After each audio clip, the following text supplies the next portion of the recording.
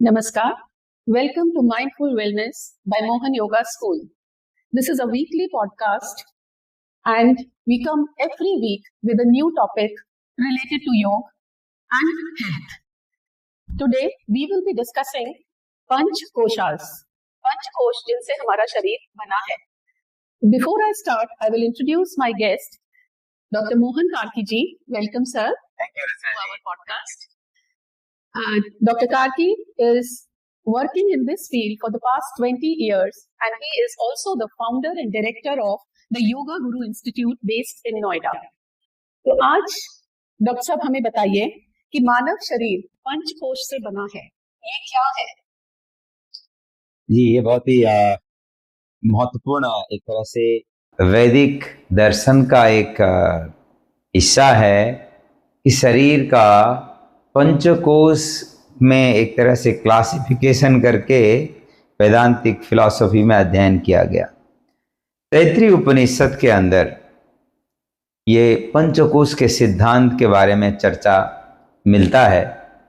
अन्नमय कोश, प्राणमय कोश, मनोमय कोश, विज्ञानमय कोश और आनंदमय कोश, इस तरह से पंचकोश के बारे में चर्चा है जो हमारे ग्रॉस फिजिकल बॉडी, हमारे श्वास प्रश्वास के साथ हमारे शरीर के अंदर प्राण ऊर्जा जो संचालित होती है, इसके सारे के सारे मैकेनिज्म का अध्ययन और इसके साथ साथ हमारे मन में आने वाले भाव चेतनाओं का अध्ययन और इसके साथ साथ विज्ञानमय कोश हमारा इमोशनल और साइकोलॉजिकल स्टेट, हमारा इंटेलेक्चुअल मैकेनिज्म का अध्ययन और उसके साथ साथ विज्ञानमय कोश के बाद फिर आनंदमय कोश, आध्यात्मिक अवेकनिंग जो अवस्था बनती है, इसके पीछे का गूढ़ रहस्य, इन सब को अध्ययन करने का दर्शन को एक तरह से पंचकोश दर्शन कहते हैं।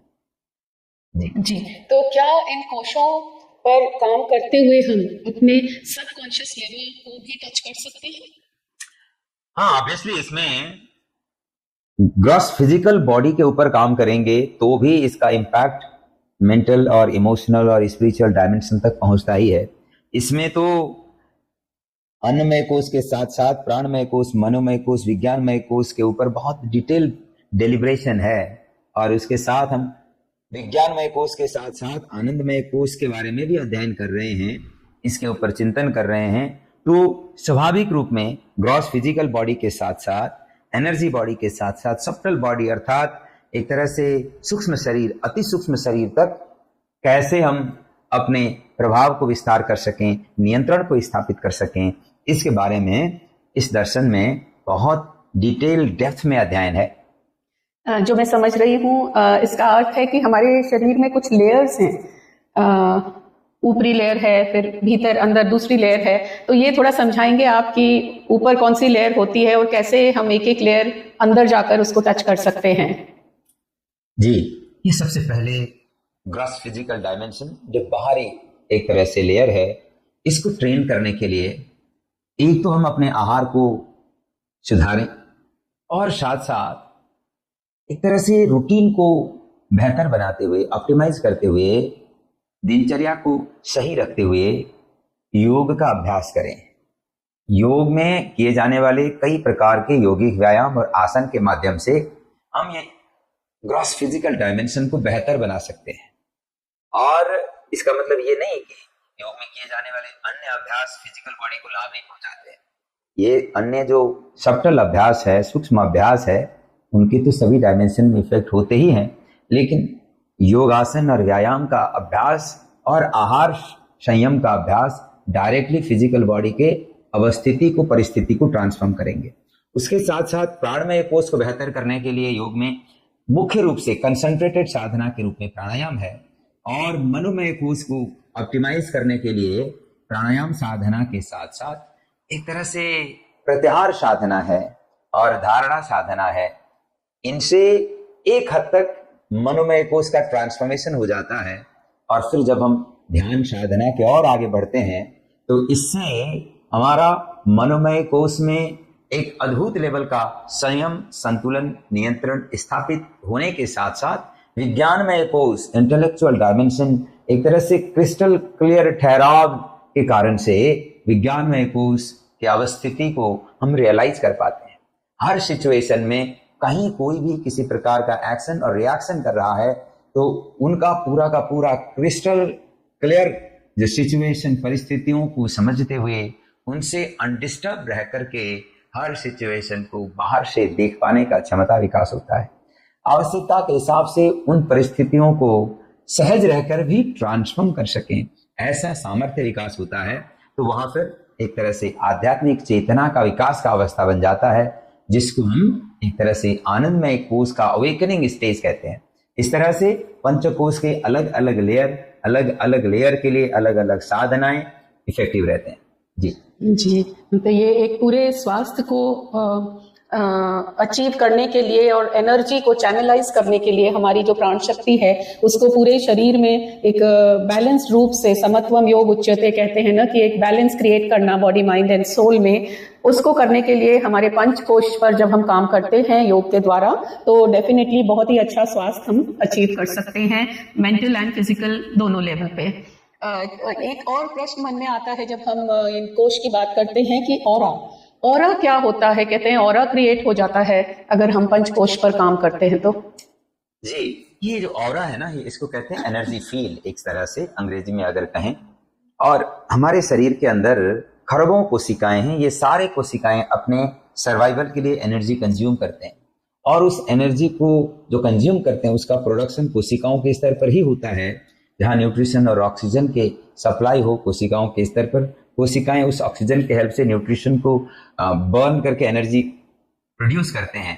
और वह एनर्जी प्रोड्यूस करने की प्रक्रिया में एक तो धूप निकलता है, एक प्रकाश निकलता है, राख निकलता है, हीट निकलता है, ये सब सामान्य प्रक्रिया, धुआं निकलता है। तो हमारे खरबों कोशिका 37.2 ट्रिलियन कोशिकाओं के बारे में चर्चा होता है। तो इतनी कोशिकाएं जब एनर्जी प्रोड्यूस करते हैं तो उसका एक एनर्जी वेव पैदा होता है, एक प्रकाश का लेयर बनता है। तो इस प्रकाश के लेयर को जो शरीर के चारों ओर फैलता है इसको सामान्यतः ऑरा कहते हैं, एनर्जी फील्ड कहते हैं। और इस एनर्जी फील्ड में प्रकाश के अलग अलग रंग दिखाई देते हैं, उन रंग को भी हम अध्ययन कर सकते हैं, देख सकते हैं और साधना के माध्यम से इसको हम ट्रांसफॉर्म भी कर सकते हैं। तो इसको ऑरा साधना कहते हैं, ऑरा को देखने और इसको ट्रांसफॉर्म करने का साधना। तो इस प्रकार से योग में हमारे शरीर के चारों ओर फैलने वाला एनर्जी फील्ड का भी अध्ययन है और उस चारों एनर्जी और फैले हुए एनर्जी फील्ड का मैकेनिज्म का भी अध्ययन है और इसको ट्रांसफॉर्म भी किया जा सकता है। और उसको ट्रांसफॉर्म करने के लिए हम प्राणायाम के साधना करते हैं, रिलैक्सेशन की साधना करते हैं और अवेकनिंग की साधना, सेल्फ कंट्रोल की साधना करते हैं। इन सब को मिला करके हम अपने एनर्जी फील्ड में नेगेटिव एनर्जी वेव को दूर करते हुए पॉजिटिव एनर्जी वेव को स्थापित कर सकते हैं। अगर किसी के शरीर में पॉजिटिव एनर्जी का वेव ज्यादा है तो उनका एनर्जी के फील्ड में, चारों ओर फैलने वाले एनर्जी फील्ड में जो प्रकाश दिखाई देगा वो ब्राइट कलर दिखेगा, जिसमें व्हाइट कलर का डोमिनेशन हो, येलो कलर का डोमिनेशन हो या अन्य कई ब्राइट कलर का डोमिनेशन हो, तो वो फिर एक तरह से परिष्कृत ऑरा का अवस्था है। लेकिन जिनके एनर्जी फील्ड में एक तरह से धुंधलापन, डार्कनेस या एक तरह से फ्लक्चुएशन ज्यादा हो, तो ये समझा जा सकता है कि उनके एनर्जी मैकेनिज्म में संतुलन का अवस्था नहीं है। तो इस प्रकार से हम अपने जो एनर्जी फील्ड है, ऑरा है, इसको अध्ययन करते हुए इसको ट्रांसफॉर्म कर सकते हैं। सामान्य आचरण में सुधार से भी ये ट्रांसफॉर्मेशन घटित होता है। जी, तो जैसा हमने पहले आप ही से सुना है और सीखा है कि अष्टांग योग में जो 8 लिम्स हैं वो अगर हम प्रैक्टिस करते हैं तो वो भी हमारे ऑरा को क्लीन करने में मदद करेंगे सर? जी, ये अभ्यास अष्टांग योग का साधना एक होलिस्टिक साधना है। इसमें हम अन्नमय कोश को परिष्कार करते हुए पूरे शरीर पर रक्त संचार को सुनिश्चित करेंगे, पूरे शरीर का डिटॉक्सिफिकेशन को सुनिश्चित करेंगे, सर्टेन लेवल के रेजिस्टेंस के साथ, कंप्लीमेंट्री अभ्यास के साथ रिलैक्सेशन को भी सुनिश्चित करते हुए साधना के आगे के स्तर प्राणायाम, ध्यान, धारणा और ये समाधि की अवस्था तक पहुंचते हैं तो स्वाभाविक रूप में ये हमारा पूरा का पूरा ये मैकेनिज्म ही ट्रांसफॉर्म हो जाता है। जी, अर्थात योग अभ्यास जब हम करते हैं तो जो पंच कोश हैं उनमें एक बैलेंस हम क्रिएट कर सकते हैं, सिंक्रोनाइजेशन क्रिएट कर सकते हैं, जिससे कि हमारी सोच भी अच्छी होगी। सोच अच्छी होगी तो हमारा आगे के कर्म भी अच्छे होंगे, क्योंकि सबसे पहले थॉट लेवल पे कुछ भी एक्टिविटी क्रिएट होती है and later it is manifested in the physical form. तो हमें स्वस्थ रहने के लिए भी और अपने जो भी टारगेट्स हैं लाइफ के वो अचीव करने के लिए योग अभ्यास द्वारा हम पंचकोश में एक बैलेंस क्रिएट करके अपनी पर्सनैलिटी को मैनी फोल्ड्स इम्प्रूव कर सकते हैं। तो आज के एपिसोड में मैं यही विराम करना चाहूँगी। अगले एपिसोड में हम लोग चक्रास होते हैं जो एनर्जी सेंटर्स हैं उनके बारे में विस्तार से बात करेंगे। तब तक के लिए हमें आज्ञा दीजिए और आपके प्रश्नों का, आपके कमेंट्स का हमें हमेशा की तरह इंतजार रहेगा। नमस्कार, till we meet next. Thank you. Thank you, नमस्ते।